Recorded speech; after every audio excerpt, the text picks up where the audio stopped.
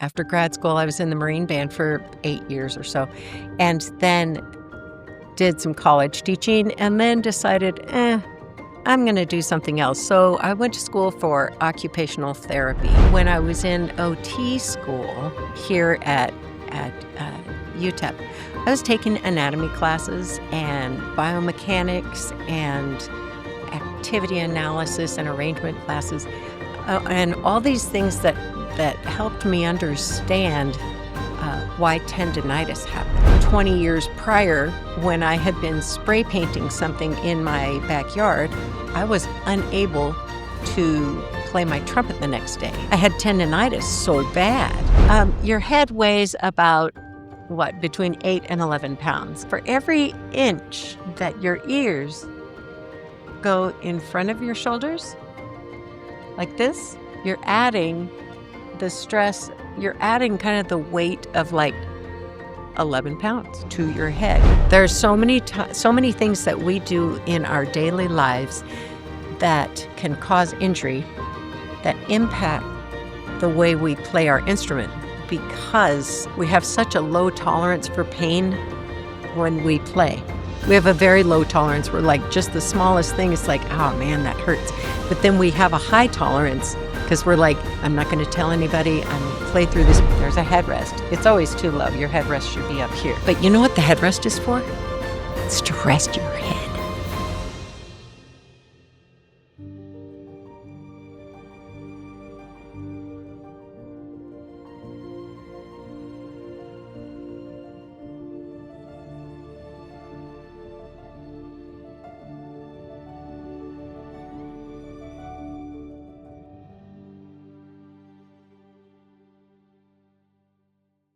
Hey, welcome back to the show, everybody. I am so excited to share today's guest with you. This is 3 years in the making that we've been talking at the International Trumpet Guild conferences and everything. And so everybody I talk to at these conferences, when we talk about the podcast and how things are going, they're like, "Have you gotten Nancy Taylor on? Have you gotten Nancy Taylor on the show yet?" And so today, I am so excited to learn with you, the great Dr. Nancy Taylor. She is the professor of trumpet at the University of Texas at El Paso.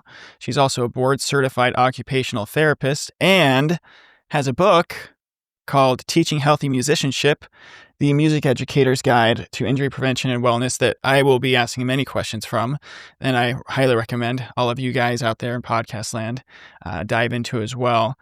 So anyway, without further ado, Dr. Nancy Taylor, thank you so much for being here. Thank you, Clark. I'm really, really glad to be here. Glad it finally worked out.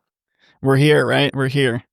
So, like what we were talking about before we hit record, I like to just kind of set the foundation for the call for the interview with just how you got into the world of musician health and injury prevention and things like that. And so if you want to just kind of start wherever you'd like, I'll just hand the reins over to you.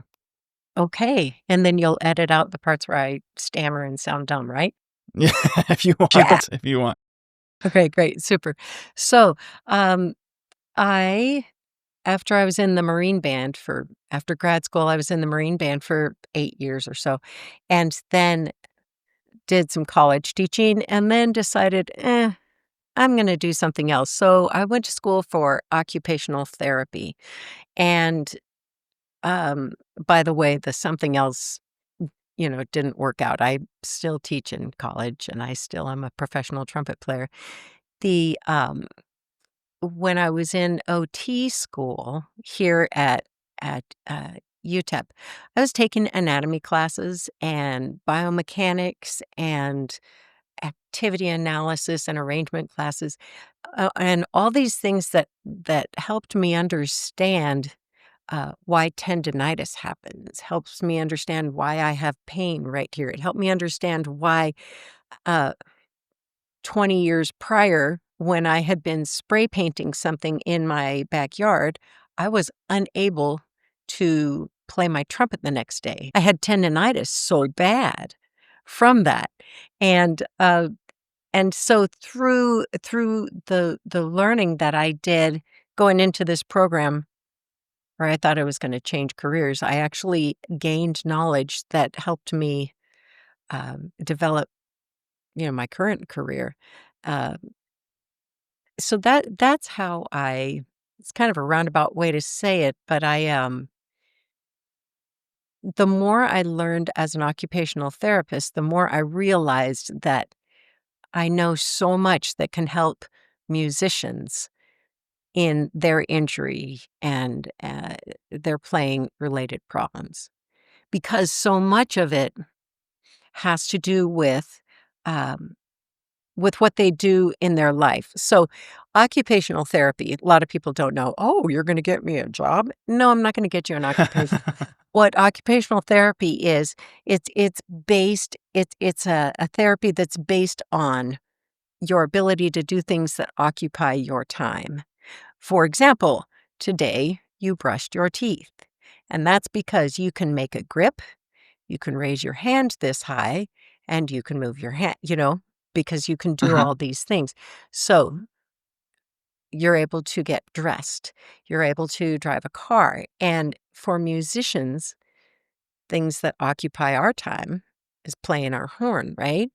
And as an occupational therapist, those are our therapeutic goals, are helping you do things like that. So occupational therapy and musicianship go together like peanut butter and jelly because um, nothing's more important to a musician than playing.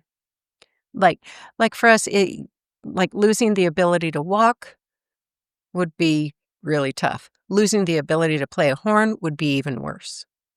So that's where it comes into play with musicians, because even the smallest thing like tendonitis in your finger can just ruin your day. Um, and I've really enjoyed putting these two things together. And I can talk about it forever. And I go off on these tangents, Clark, and I will come back in like an hour and a half. So anyway, keep me on track and ask me questions because Well, no, this is going to be a marathon anyways. We just kind of an all-day thing, right? I'll just keep going. I will talk forever. Yep. No, yeah. So was there a specific experience, I guess, in your trumpet career that kind of that kind of led you to occupational therapy? Or was it just kind of like this idea that just kind of came about and came to fruition? It really was. I had applied for a job. Well, let's see. I took a 1-year teaching position at University of Alabama. Loved Oh, it. cool. Did great there. Um, did not get hired for the full-time position. While I was there, they did a search, and I had a master's degree and, didn't have a doctorate, so I didn't get the job. And I thought, "I'm never gonna get a doctorate. This is crap. I'm getting out of academia." So that was what it was. I'm Forget it. I'm going back to school. I'm gonna be an OT. I had a friend who was an occupational therapist, and I thought, "Well, that's just a bunch of common sense and a really cool way to help people, and it's also teaching." So I did that.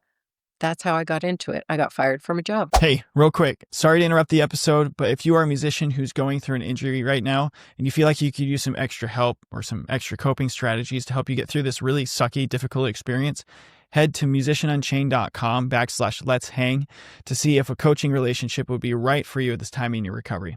Okay, enjoy the rest of the episode. Oh man, well, those types of experiences. I mean, we're just so grateful that you got fired, I guess, because we have all these Yes. resources now. You know. I I I learned a whole lot. It was great. We learned a whole lot, right? I want to kind of pick your brain about actually, with your training as an occupational therapist specifically, because of that experience. A lot of the things that we talk about on this show have a lot to do with like musicians' identity and how it's related to their instrument. Especially, I mean, you hit the nail on the head with how difficult it can be to go through an injury and not be able to play.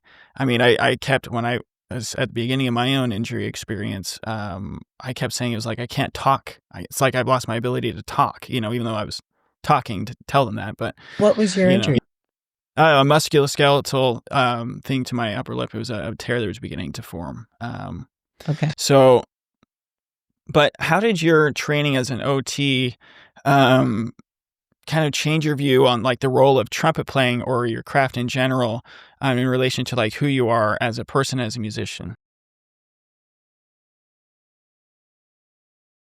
How did it change the way how did it change my trumpet playing? Um, I became just immediately, I became much more self-aware. What am I doing that is impacting my ability to play? Um, my own posture, like for trumpet players, they tend to do this, right? So many musicians with, "Here's my Mhm. instrument. I'm gonna take my face to my instrument." So I became Right. very, very, very aware of my posture, very aware of my hand posture and my shoulders. Um, so, uh, I had studied with Vince DiMartino for a while, and he's all about efficiency. And I don't know if he ever Right. even used the word efficiency, but it's, efficiency, get the most out of the least amount of work, right? Even more efficiency uh driven. I just became a whole lot more focused on what I'm doing with my body and my face, my chops. And that's most recent research is into just health of our chops, of that muscle system and nerve system. It changed a lot the way I teach because I know that your head position can make a huge difference, and that's how it changed it. No, that's I mean, that's, really, I think one of the most important things as trumpet players, as any sort of musician, is bringing awareness to your habits, whether they're musical habits, physical or physiological habits related to your playing, and even like your psychological, mental processes of how you even go about it. Because I think, um, if you aren't willing to become self-aware, then you're leaving a lot on the table, right? As far as, like, from a musical standpoint, as well as just as a holistic standpoint. Absolutely, absolutely. Another thing I So became very aware of is the trumpet cases that I use. Being an occupational therapist really helped me be aware of, wow, this trumpet case is really heavy. I should put it on wheel. I'm not going to just use a trumpet case with a strap. I'm going to use the backpack. So you'll look at a bunch of us old people playing trumpet. We all use wheels, and I try and get my young kids to do that as well. So yeah, a couple of my friends have started doing that as well. One of the things I wanted to also ask you, there's a part in your intro to your book where you say, at the most basic level, performing an activity helps us know who we are. So what did you mean by that, and how do you help your students at UTEP kind of understand that as well? that's interesting. I didn't know I said that, but it does. It does. Just like you said, you had a lip injury and you lost your voice, right? Hmm. So our ability to play, it's like singing. This is who I am, and it's something that develops over quite a bit of time. And how do I help my students at UTEP realize that it's their voice? Well, we play music that's relevant to them, um, culturally relevant. Absolutely. All of my students are Latinos. All of them are, most of them Hmm. are Spanish speaking. So we play music that's relevant to them. And That's uh, awesome. yeah, and they write a lot of music, and yeah, and we talk about, their heroes and listen to the good mariachi stuff. And now I know the difference between good Yeah. mariachi and restaurant mariachi, which is not always bad. It becomes who you are, and it's really cool to see in my students, from the time they come into school, they start as a freshman, and they're just like, "I like band, so I'm a music major." And then we reach a point where it's time to plan for their senior recital, and I say, "All right, this is something that will represent who you are, what you have learned." And so they might compose a piece, they might arrange a piece that was their parents' first dance at their wedding, or they arrange a lullaby that their grandmother sang to them, and all these things are completely valid to me it's because that's what going to college is about, is growing up, right? And Mhm. so to me, their senior recital should represent who they are, and so we're always working towards that. That's beautiful. That's beautiful. That's one of, I guess, one of the reasons why we get into music is to express who we are, right? Mhm. Yep. So, I wanted to kind of dive into some of the things that you talk about in the book. So first of all, the thing about this book is it's not just like a book for musicians, like performers. It's also for those who teach musicians, right? It's primarily for teachers. It's Yeah. because look at any teacher who's taught band for 40 years, they can't hear a thing you say, Yeah. right? Yeah. And they have chronic back pain and their feet are a mess.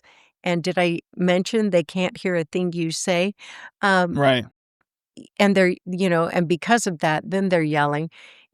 And so that book is really for music educators to hopefully read and figure out, oh, you know, there are ways I can protect my or preserve my hearing and my back health and my neck health and not get a billion headaches a day. But there is also stuff for performing musicians, like let's talk about tendonitis.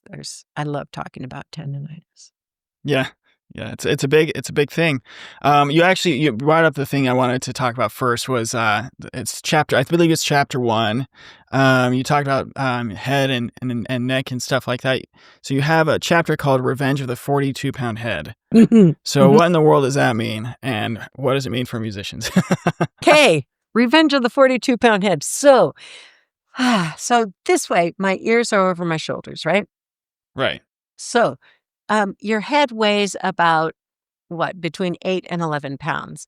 And for every inch that your ears go in front of your shoulders, like this, you're adding you're adding kind of the weight of like 11 pounds to your head. And by saying that, I'm saying, okay, so do this with me, Clark. So make your head go forward. Yeah, make your head go forward. And do you feel this in your back? Everybody on Spotify should go now to YouTube to watch this part. So do So that and tell me what you feel between your shoulder blades. there's a lot of tension that's coming up. Yeah, Yep. Yep. it like builds up, and that's because your head is heavier and heavier. And now, the job of the muscles on your back is to pull you up, right? When the muscles on your back and the muscles for your neck flex, when they flex, their job is to help you look at the sky. Yes? So, when you are doing this is not good use of the body, right? And when your head's going forward, those muscles have to hold onto your head. And as your head goes Ah, forward more and more and more, those muscles are like, dang, this dude's head just went from like 8 pounds to now it's like 30 pounds. Ugh, now it's like 50 pounds.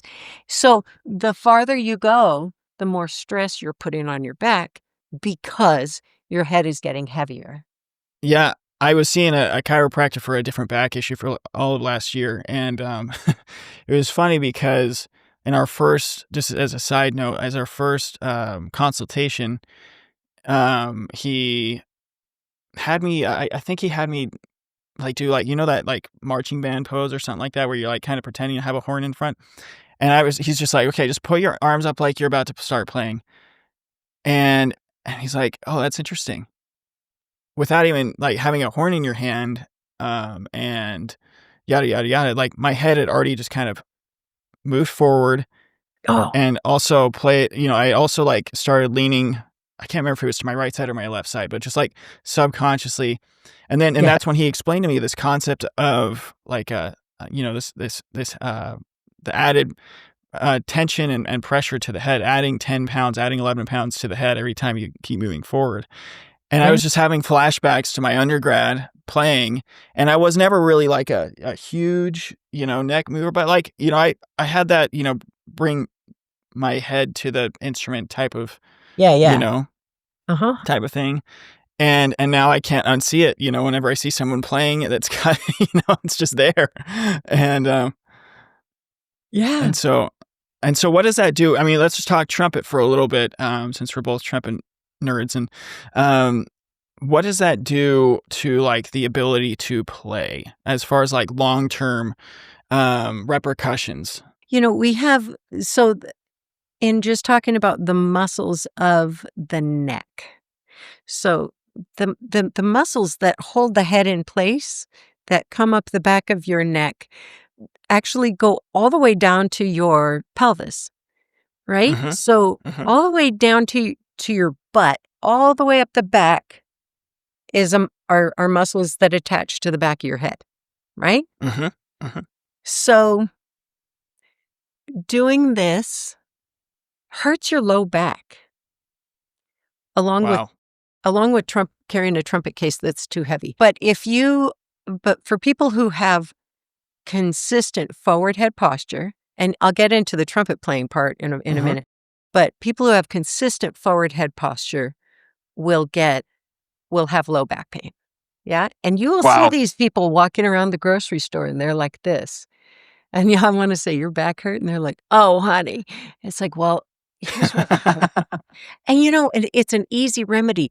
Lay on the floor or lie in your bed with no pillow and just see what that feels like. Right? Everybody watching and Right. listening, do it right now. Just lie in your bed without a pillow. Your ears are over your shoulders. That's the alignment that your body needs to be in, right? It doesn't need to Right. be, just do that. And because when people have forward head posture, what happens is these muscles here shorten over years, right? They shorten, they get tight, and the ones in the back weaken. Yeah. And we need those to get stronger and these to lengthen. Yeah. So it can lead to back pain. It can lead to headaches because we also have these muscles that start between the shoulder blades and go up like that. But they start between the shoulder blades and then they come up right here. Yeah. And they come up like behind your ear.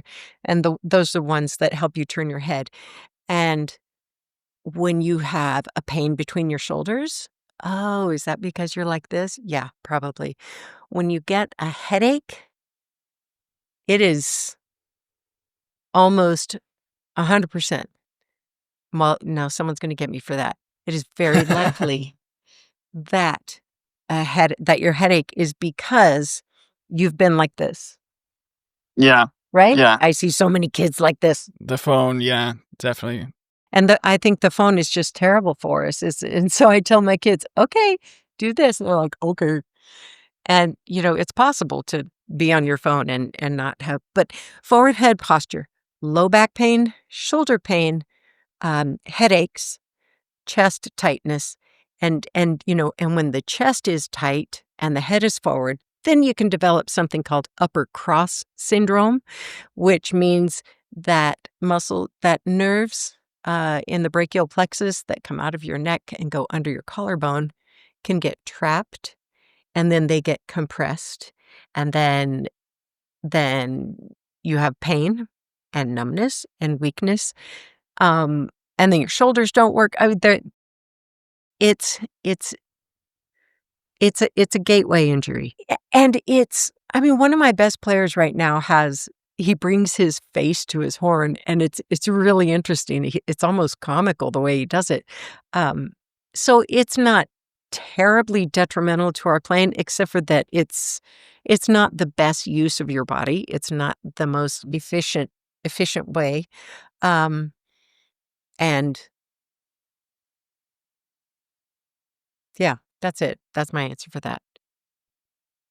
Hey, sorry to interrupt the episode yet again, But I wanted to tell you that if you are also a music educator of any kind and you feel like this is a conversation that needs to be had for your program, please reach out to me at clark@musicianunchained.com, and we can talk about how we can collaborate together to bring these topics, to bring these strategies to your program to help your students stay as healthy and as happy as they can while pursuing their passion. Keep on keeping on and continue watching the episode. No, thank you for going that deep into it, because I think that just the knowledge of like what is going on. First of all, I think that musicians are just kind of generally illiterate when it comes to what their body does when they play their instrument. Yeah. Um, Yeah. and I think that the more that, and I think there's even like a general fear of learning about it, because if we're throwing it, like, that could throw a wrench into their process, so to speak. You know what I mean? I'm sure you know exactly what I mean. So how do you help students and band directors? Because like even with what you were talking about, I'm just seeing band directors doing score study like this, or they're reading, emails on their iPad like this, or whatever. I mean, reading a book. Even it was funny yesterday. I was flipping through your book, and you're talking about reading a book. And in my head, I caught my head doing this, and so I started doing this when I was reading. It's just everything, right? Yeah, it's like, check it out. Your eyes, they move. Right. Oh, Oh, yeah. what? I don't have to move my head. I can move my eye. Exactly. Right, yeah. Exactly. So how do you help, like either if it's your like a music major, or even like one of your colleagues or a public educator, to kind of break that wall, or that what's the word I'm looking for? Like I guess resistance to learning and implementing these types of things. Things like forward head posture. I would say uh, stand against the wall. Your back and the back of your head, right? They should, your ears should be over your shoulders. Lie in bed without a pillow. Do it for 5 minutes. See if you could do it. If you can get on the floor, lie on the floor for a while. See how that feels. Put your arms out straight, right? A lot of people will be like, oh, I can't do it. And they're like this, right? And then eventually you get them to lengthen those back muscles. Okay. But so then the best one is when you're driving your car. There's so many things that we do in our daily lives that can cause injury, that impact the way we play our instrument, because we have such a low tolerance for pain when we play. We have a very low tolerance. We're like, just the smallest thing, it's like, oh man, that hurts. But then we have a high tolerance because we're like, I'm not going to tell anybody. I'm going to play through this. Yeah, great point. And we'll get to that in a second. But so we have a low pain tolerance and a high pain tolerance at the same time. But a lot of times the things that you do outside of it, like I got tendonitis in my finger from spray painting. Okay. So anybody else spray painting, that wouldn't be a big deal. For me, it's like, oh yeah, I need to get one of those gun things to make the spray paint. All right. When people drive, there's a headrest, right? There's a headrest. It's always too low. Your headrest should be up here. But you know what the headrest is for? It's to rest your head. Yes. Whoa, Yeah, I know. that's marketing. It's to rest your head. So, but most people will drive like this, right? And look around Right. when and by the way, doing all this, I'm going to have a heck of a headache. But people drive like that. And there's a picture of this in the book with my friend Yvonne, and she's like, oh, this feels awful. I said, I know, right? Put your head back. So if you will adjust your seat, your seat should be that your arms can be out straight on your steering wheel. Your steering wheel should be that far away, by the way, so the airbag doesn't, burn your face off. And your headrest your head should be touching the headrest. So that's what I tell them. It's a very long way to say it. Just put your head on the headrest, because what happens then? Oh, your ears are over your shoulders. Nice. Mm-hmm. That's the number one thing people can do. Just do that. It will also save your life if you get hit from behind. I could go on with a story of someone who came to me and said, I saw this was going to happen and I put my head back and I didn't die. The headrest is there so that you don't go backwards, right? If somebody hits you from behind. So it's actually for your own protection, right? But I think it's for your posture. So put your freaking head on the headrest when you drive. It feels really good. And then put your legs out straight, like your left leg, how you always bend it back, right? People bend it back. Put it forward on that dummy pedal up there. If you do that, then both your legs are straight, and it means your pelvis is even. If you bring one leg back, now your pelvis is crooked. And so your back, the muscles of your back are unbalanced in their work. But if you bring that forward, then the muscles of your back are the same length. Isn't it fun? This is just a masterclass. Holy cow. Isn't it? But it's so good. Yeah. The things that, because we spend so much time in our car, right?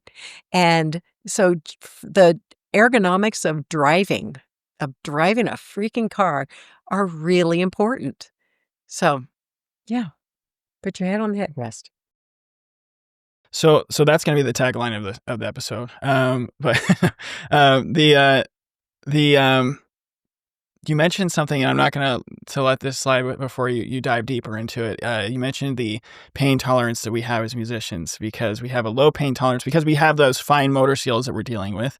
But then we have a high pain tolerance because we're not willing to do anything about it or talk to anybody about it. And so, yeah, let's dive into that little chestnut. What's going on there? I know, it is so interesting. It is so interesting. The thing about pain and not wanting to tell anybody is, I think it's part of it's just the culture of wherever you are. And I wrote this book a while ago, 26, so almost 10 years ago. I mean, since then, a whole bunch of stuff has come out. Here you are. I mean, a lot of wellness podcasts, wellness books, wellness master classes have emerged, and that's wonderful. And it's things like what you're doing that change the culture of pain and change the culture of hiding your pain when you have it. At UTEP, just at my own school, when I first went to OT school, and then I first started talking with kids about the pain they have, I would see 20 kids a week. I am not making that up. Come to me and say, I hurt right here. I hurt right here. What happens here? And now I see one a week. But at the beginning, it was, nobody talked about it. I think I said that backwards, but nobody talked about it. But now that they have someone to come to, about their pain issues, I'm seeing more of them. But we have since entered the next generation of issues in that the students are helping each other. I'm seeing the students say, well, your hand position is probably causing that pain, or here, let's do this stretch, let's do these stretches. And, I had a moment where I had a student who was looking at a girl, and he's like, damn, look at that 42-pound head. Nice. I know. It was a beautiful moment. That's awesome. It was a beautiful moment. But full circle moment for you. Right? I'm teaching the villagers to take care of each other. And I guess I'm hearing more and more from teachers telling their students, "Go talk to Taylor." So I'm glad my students at UTEP Music are talking about their pain issues. I've worked with the Marine Band and the Air Force Band, and they will talk about their pain issues, and so it's just a culture thing. It's, our parents' culture and the grandparents' culture, they were quiet about everything. We call them the silent generation, Sure. right? About Right. Right. everything. And so Mhm. we still have some of that, but we're getting out of it. Um, yeah, that's Yeah, nice. and I think, in addition to that, one of the things that I've noticed as I've done research, and especially in the research of the last 5 years or so, like pandemic and onward, maybe just before the pandemic, is that, first of all, the rate of injury is pretty dang high, but also the people, who are going through it are just kinda like, "No, like, we want these resources. Like we want more and more of them, which is I guess indicative of the fact that people are starting to come to you and come to these practitioners saying, "Hey, I'm dealing with this thing," and I'm curious, as we kind of move with this kind of culture shift of what else we're going to start seeing of this whole I'm hoping that it's gonna like a whole new field and of professions is gonna be able to come because we have these kind of what I've observed is we have a lot of people who have received the training and things like that, but there's just not a lot of them, and so we have so many people who are trying to um, balance a pretty significant load, you know. So Absolutely. It's, music medicine grew out of sports medicine, right, and sports right, medicine really exploded, like, in the 1980s, and so music medicine is on the shoulders of that, and it is growing, but there's not you can get a degree in sports medicine. right. I'd love a degree, wouldn't it be great, in performing arts medicine? There is Alexander technique, Hmm. there's Feldenkrais, right? There's body mapping, there's Right. there's all that. Um, the thing about those is sometimes they're cost prohibitive or Hmm.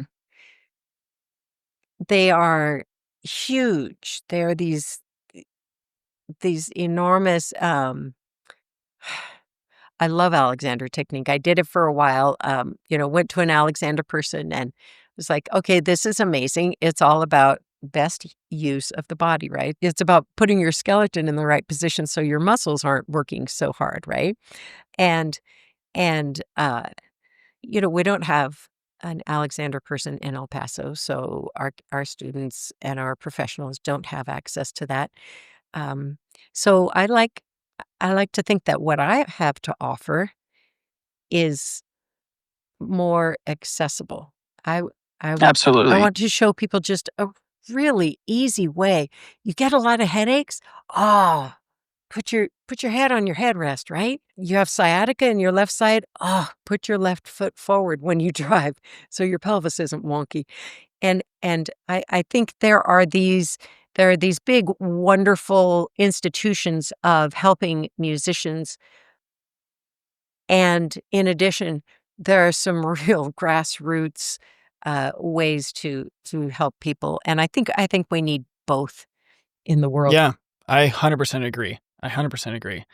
I was reading an article, a study that was done. I can't remember when, but um, it was examining like the effects of like Alexander and all these different techniques. And uh, I'm gonna botch this, botch summarizing it, so I'll put it in the show notes if I can find it. But it's really just showing I guess the perceptions, the beliefs of these musicians. I think it was a population of student musicians, and how I think none of them actually went to an actual medical doctor, but they had all gone to Alexander practitioners. And it's kind of like this interesting thing where we need both. I think we really do need both. We need like the traditional medical field or sports, like the outgrowth of that, and these kind of alternative methods, and then the psychological standpoint. There's traditional methods and there's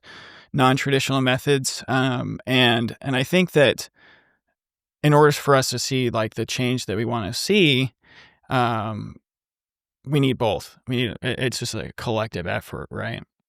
So We need both, and we also need people to be okay saying this hurts. and I want to keep going with that because you say you meet with musicians one-on-one. I have experienced this firsthand with not with you. That would have been cool though. But in general, the resistance that a personal musician or as an individual musician can have when they find that there are habits they need to change, especially when they're kind of like if they're in the middle of a university program or even if they're professional musicians, they've had decades at that point of doing it a certain way. And so how do you help them kind of through that process? Because that's kind of can be a huge mental block to like the changes that they can um, affect in their playing and in their career. Um, I just have to get them to trust the process. Yeah. Just really do. And getting them Yeah. to trust the process means getting them to trust that I know what I'm saying, Hmm. right? That's that's really that's really important. And um, if somebody thinks that I'm full of shit, they're not going to listen to anything I say, and that's okay. But people learn things when they're ready to learn. People change Right. when they are ready to change. Um, at the beginning of my OT career, I was just all in trying to help all the people, of the world. And some people are never going to change. I've been doing it this way for 44 years and it's worked just Sure. fine. And I'm like, cool. So now I back away. And if someone is ready to change, they will. Um, if they come to me and say, I've played this way 44 years and it's not working anymore. What do I do? Then it can happen. But I'd Right. have to figure out a way to get people to to trust me and yeah, to believe what I say. Can I tell a quick aside? When I was with the Marine Band many years ago, a soldier came to me and he had pain in his finger. He had numbness in these fingers, which is an ulnar nerve issue. Yeah. And typically the ulnar nerve compression starts back here in the ulnar groove, right? But I Hmm. checked all that stuff and nothing was making any sense. So I figured that it was probably here in the Guion Canal that his ulnar nerve was getting compressed because he's a soldier and he does a lot of push-ups. And Mm. and so I was he walked in and said, "My wife just called. She has a flat tire. I need to go, but I have this." And and we talked for 30 seconds and then he's like, "No, no, it's not that. It's not that." And I said, "Oh, that's a nice watch. Where'd you get that watch?" "Oh, my wife gave it to me 3 months ago." And the watch was like Oh, yeah. super tight, right? Yeah. And I said, "Oh, how long has this pain been bothering you?" "About 2.5 months." "Oh, when'd you get that watch?" Mm, on and on and on. And he would and I said, "Okay, I'm just gonna give you the quick and dirty. If you loosen your watch, you'll get better circulation to your fingers. You're causing a nerve compression with your watch." "Uh-huh. Okay, yeah." And he left. I know that was the issue. It has to have been. And, between the nerve compression here and doing all the push-ups, that would cause that. Um, I don't know if he believed me. He might be walking around, with fingers that don't work, but he really likes his watch. So, and occasionally I'll have a student come to me and say, like, they'll walk in. Oh gosh, I had a girl walk in with a backpack. It's a pianist, bilateral hand numbness, right? And she's wearing this backpack that she's had forever. And, backpack straps are typically really wide like this, right? And Mm-hmm. she's worn it so long that the backpack straps, especially right here, are just really tight. And kids have 50 pounds of crap in their backpacks, right? So I was one of those guys. you were excellent. The pressure right here. This is where those nerves, all the nerves that serve your arms, for muscles and sensation, they all go through your armpit. So when you have a backpack that's super heavy, it's smushing those nerves. So she walked in. I was in the middle of a whole bunch of stuff. And I looked at her and I said, both arms are numb? You wear that backpack all the time? She's like, mm-hmm. You need a new backpack. She just needs a new backpack. I said, I could tell you all the stuff and show you the pictures and the nerves, and we could do all the testing. But I know this. If you'll get a new backpack, you'll be fine. Did she do it? It's so interesting. No? Oh, No. man. No, because I didn't take the time, because I didn't have the time really to explain, and maybe had I Mm-hmm. spent an hour with her, she would have bought in and said, okay, I need a new backpack. But she really liked that backpack. And, her dad bought it for her and that whatever. I don't know. Mm-hmm. But it's interesting. Sometimes I just want people to do what I say. I mean, right? Don't we all? Right. Yeah, exactly. The world would be a better place, definitely. So, gosh, this has just been so great because I think one of the things that I'm taking away from this is it's not always related to like playing habits necessarily. It could also just be life things, and I think that that for me would just honestly be kind of a relief because it's just for me, and maybe this is because I'm kind of biased and I've just been in this world for the last 3 years of performing arts health. Yeah. But like, because it can be such a simple thing. And sometimes it's the simplest things that have the biggest difference. So, Things that have nothing to do with music. right, right. Yeah. But somehow have everything to do with music, right? Right? I have students who they go to the gym and they lift, right? Got a bunch of macho bodybuilder dudes and they're like, "Miss, my hand feels," it's like, "Well, you're squeezing the barbells, right? You're squeezing the weights Mm-hmm. so hard. Don't do that." Because it does, yeah, it Mm. just mirroring exactly what you said, it does impact what you do musically. Mm-hmm. So, uh, I only have a few questions left, but the you had mentioned that the book, it's published in 2016, and I mean, I don't even think the world is the same as it was 10 years ago, let alone this world of performing arts health. And so, what's something that like you've either learned since you wrote the book that's or you've changed your mind on since you wrote the book that of thing that's in there? God, that's an excellent question. Um, I've considered doing a second edition of the book, Oh, cool. focusing just more. A lot of the book is anecdotal. Uh-huh. I know somebody that this happened to, and like, did you read the sousaphone one? Tom Holtz is Yes. right. He has a fat pad right here, yeah, Yeah. and he still plays sousaphone, and that was really interesting.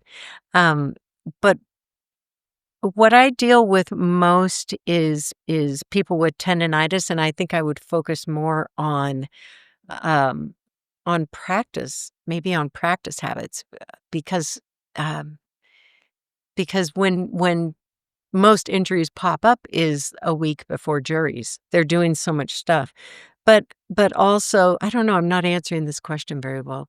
Um, but also just understanding how all the other things they're doing, how all when they do all these other things in their life, how that's impacting what they do when they play. Right. Well, and I think it also, like to your point, I'm in a sport and performance psychology master's degree right now, and one of the things that we're talking about, and kind of the case studies that we work with, it's obviously more sport based, but Like if you have an athlete or a musician who's coming to you like the night before a gig or a game, and they just like kind of word vomit on you of everything that they've got going on, and then they're expecting a quick fix, right? Yeah. You're not going to be able to do much the night before, but there are some things. And I think, I don't want to speak for occupational therapy or anything in that regard, but I think it's just kind of that mentality that we sometimes have of like, if we're coming right before, there's only so much that can be done, but there is probably still something that can be done, right? Do you have any experiences with that? Well, I use kinesio tape a lot. Do you know Oh, what cool. kinesio tape is? I've heard of it. I haven't used it personally. Yeah, it's a therapeutic sports taping. Mhm. It started in Japan about 25 years ago, and the original kinesio tape has a certain glue pattern that goes like that, and depending on which way you stretch it, like if you how you put the tape on, you can either facilitate a muscle, meaning this muscle is really weak, so we can facilitate it by starting the tape here, bringing it here, and so when it retracts, it goes like that. So we can facilitate muscles. We can inhibit the muscles, which would mean starting here, pulling there, which would keep this straighter. So you can facilitate, inhibit muscles. You can block muscles, which a lot of people need to do, like for thumb pain, and you can provide lymphatic. You can provide lymphatic massage, right? Uh-huh. And so kinesio taping, I will use weekly. There are different kinds of kinesio tape, like rock tape and KT tape. The glue on those is so firm that it's great if what you need to do is stabilize a wrist or stabilize a joint. Sure. But kinesio tape itself, the gold stuff, I like to use a lot. Mhm. And that is something that I've learned. Now, going back to what you asked before, what would I do differently? What have I learned that I would add to a new book? Lymphatic. I would talk about the lymphatic system, especially for trumpet players, because so at the last 2 ITGs ago, I did a non-pro workshop, right? Yeah. And I talked Mhm. about the chops. It's called healthy chops, right? Mhm. And what we do when we take a piece of metal and we smash it against our face, the tissue is getting smashed between our teeth and a piece of metal for a long Right. time, and that is called a crush injury. A bad idea. A bad A idea. bad idea, right? It's a crush injury, just like if a car lands on your arm and you don't get the car off your arm for, 3 hours, that's a crush injury. And that kind of injury is treated differently than an acute injury. Yeah. But yeah, we crush our chops a lot. So I talked a lot about the healing process and how taking Advil isn't awesome because it's interrupting the inflammation process, right? We need inflammation. Yeah. Oh my gosh, I'm so glad you said that. We need the inflammation. If something is swollen, if your chops are swollen, it's because the fluid is there to um to bring in all the good stuff that heals the tissue. Okay. What we really want to do is figure out how to play efficiently and not get puffy chops. But Mhm. things do get puffy. So new studies are showing that say you twist your ankle and it swells up. Well, it's swelling up because it's healing. We need inflammation. Your ankle is swollen because it's injured, and the white blood cells and the platelets, all this stuff is there because. Okay, last interruption, I promise you. Before we get to the rest of the episode, I just wanted to let you know that if you're a musician going through an injury and you need a community to help you get through it, if you need a sense of support, some people you can ask questions to, just gain a pick me up whenever you need it. The Musician Unchained support group, formerly known as the Trust the Process Podcast Injured Musician Support Group on Facebook. The link is in the description below for you to join. You don't have to go through this alone. Keep on keeping on and enjoy the rest of the episode. The inflammation process, there are 4 stages. That needs to happen. If we take Advil, that interrupts the inflammation, the healing process. And so that's not good. So we can't always just keep taking Advil to help our puffy chops. When we sprain our ankle, Right. should we take Advil to make the swelling go away? Actually, no. The swelling is there as part of the healing process. Yeah? Should we apply compression and ice? You can. But you know what, Clark? This is awesome. The person who wrote the book on rest, ice, compression, elevation, he came back like 10 years ago and said, actually, I made that up. Oh, snap. And it has been proven that that science does not back up rest, ice, compression, elevation. I know. Yikes. Whole life is a lie, right? Everything is a lie. Compression is the one thing that it feels good, right? So that means the next morning when we wake up and our lips are puffy, playing long tones. Yeah, compression. We like compression because it gets circulation going. It stimulates the lymphatic drainage of the system, right? Oh, okay. Yeah. Yeah. Ice just feels good. It's just a neurological distraction. That's all ice is. So yeah, you can ice your chops. Great. You might, mess up the cells, but so don't put ice for a long time. Right. It's a neurological distraction. So in talking with the people at ITG about healthy chops, I talked a lot about lymphatic drainage in the face because we have all these lymph nodes, right? And lymph nodes here and all down the sternocleidomastoid, and then got a bunch of lymph nodes right here. This kind of like gua sha and lymphatic drainage can help your face feel better. Now, my students play mariachi.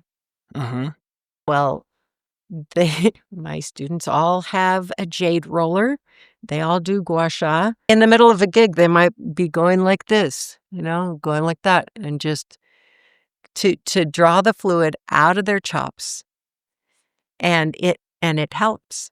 And I've had a student say, I've never played a 4-hour mariachi gig, but it sounds like a nightmare. And I've had a student say, seriously, he's like, yeah, I keep my jade roller in my traje, and I do that all the time. He's like, I feel great afterwards. Wow. And so it's a thing. And so what I would add to the book and going forward is that the lymphatic massage of your face is a big deal, and it's really fun, and it can help keep your chops healthy and also anchor on the bottom lip. So because your top lip swells up, right? For sure. Man, this has just been so much fun for me. Like, I feel so... I can talk forever, right? Yeah, I mean, and me too. Like, we could just start riffing for the next couple of hours, so I'd like to, well, first of all, thank you for your time and for your expertise.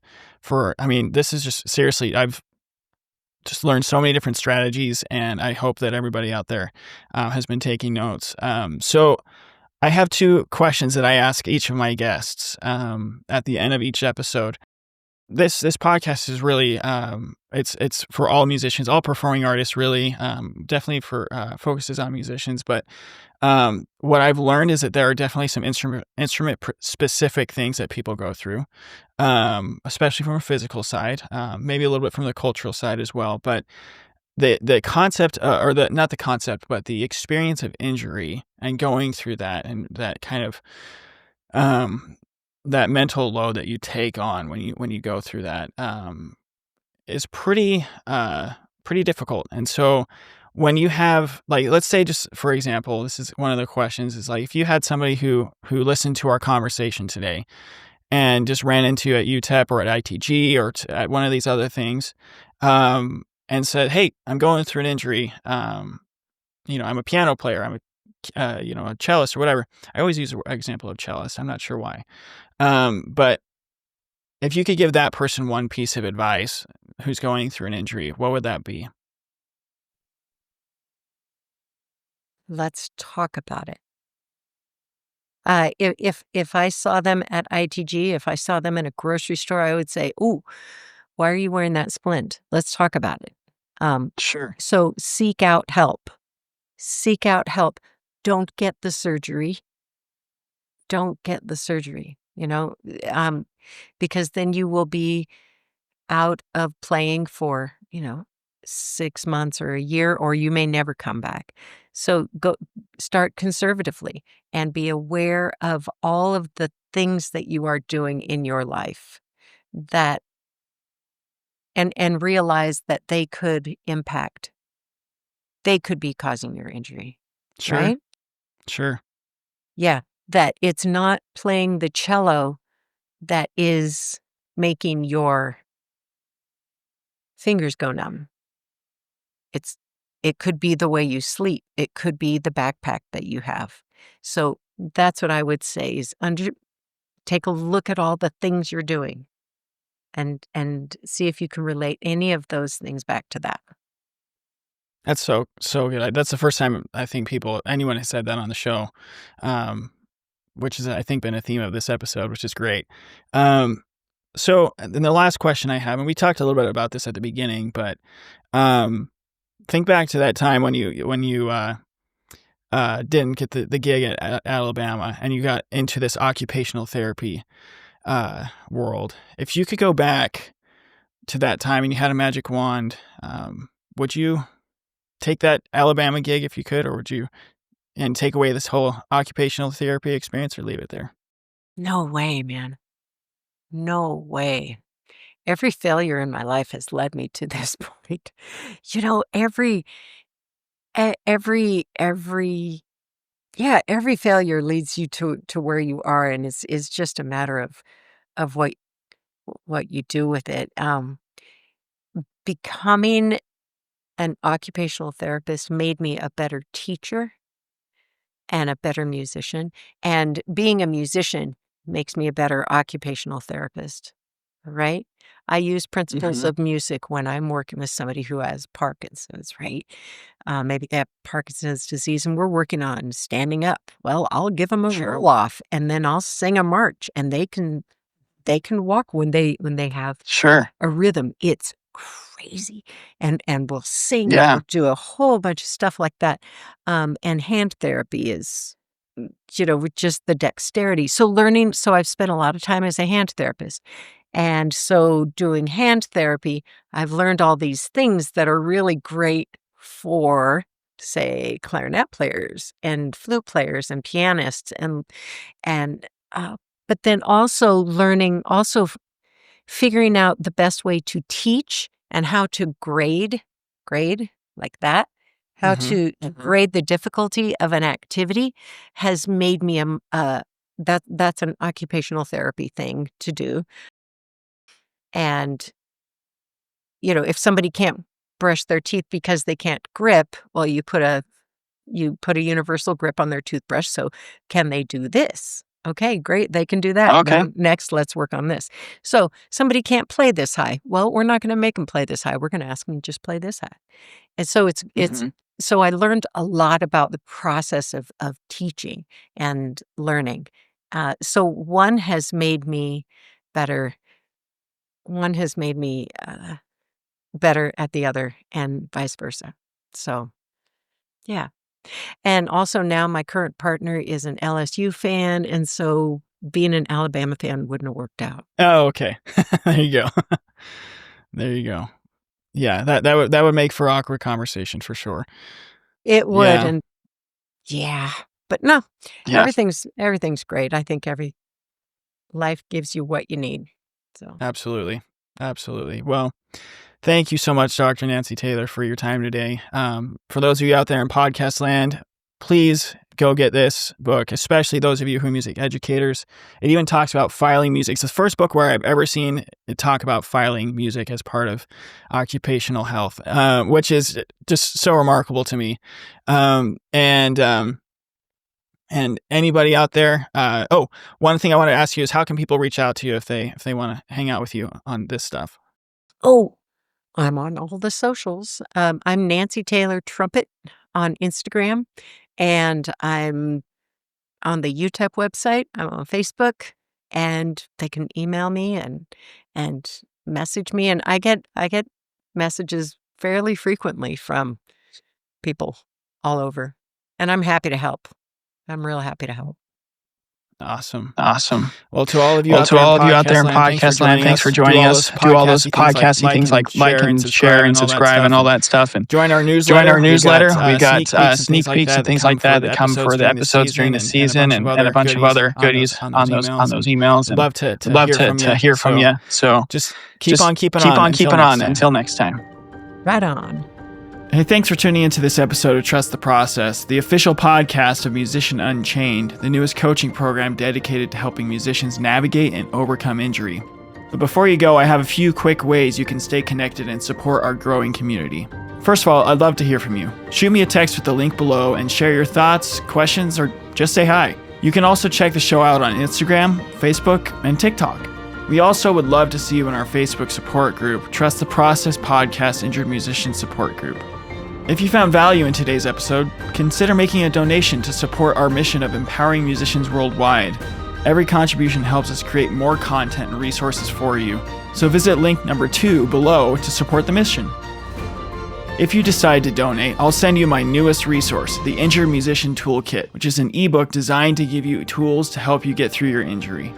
Subscribe to our newsletter to get exclusive insights, tips, sneak previews of episodes, and announcements straight to your inbox. Act now and I will send you a free gift. So sign up at www.musicianunchained.com/newsletter. And if you or someone you know would like to go deeper with me in the topics of injury and mindset, head over back to musicianunchained.com and check out the Let's Hang tab. As always, I want to thank Daniel Baldwin, my audio engineer, and my sister Dana Lovell for her help with the promotional materials. There is no podcast without them. Before I go, I want to tell you how much I deeply appreciate your time and support. You are not alone on this journey. There are musicians and educators out there who need this resource, and we need to get it to them. Together, we are breaking the chain of old habits and thought patterns that don't serve us anymore, and unchaining the potential within ourselves to face each challenge with strength and resilience. So, as I always say, keep on keeping on and keep trusting the process. Until next time.